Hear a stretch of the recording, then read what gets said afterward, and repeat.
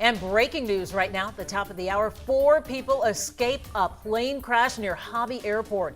You can see the smoke and flames shortly after the crash happened. The plane going down in the backyard of a home in Southeast Houston. Thankfully, no one in any of those homes or on the plane were hurt. Yeah, this happened shortly after that plane took off from Hobby Airport.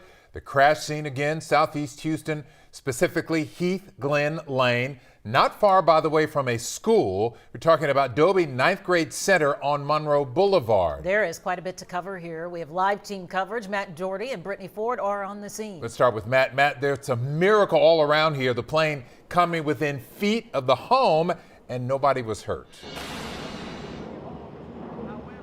Yeah, Lynn, it's pretty incredible. 4 people were on that plane when it crashed into the backyard of that home right over there. Nobody was hurt, and they were able to get out of the plane without any help. The neighbors who were at home are all safe as well.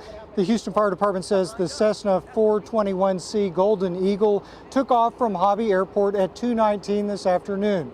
It didn't make it very far. From where we are, the airport's only about 3 miles away. Now, it appears the plane crashed into the backyard fence of one neighbor, also starting a fire in what appears to be a backyard gazebo. Air traffic control audio lets us hear the moments before the crash. This is the voice of a pilot in distress.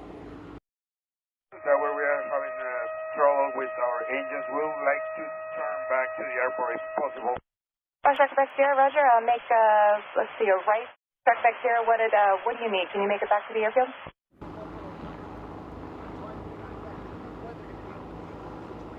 Now we're told that federal investigators are heading here now. I'm going to send things over to my colleague Brittany Ford now, who's in the backyard of one of those neighbors' homes.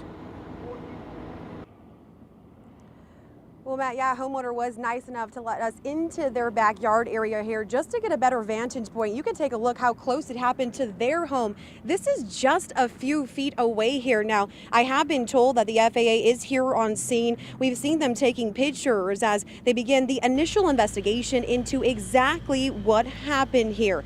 And I also want to point out here, too, we've seen just burn marks where the plane traveled along the ground here during this emergency landing. And even pieces we've seen out here also of the back portion of the plane and even pieces of the wheel. Now, again, as we've mentioned, this happened very close to the school here. Again, a blessing that those children were not outside at the time, just moments before school was scheduled to get out. Now, the neighbor here at this home was inside when this all happened. She walked us through what she heard. Take a listen. I heard like this loud noise, so it kind of sounded like a bomb, you know, so I thought it was like a motorcycle that had crashed, because it sounded like so near. And then I hear my mom screaming. She was downstairs in the kitchen, and she thought that I had threw something, like that something fell on top of me.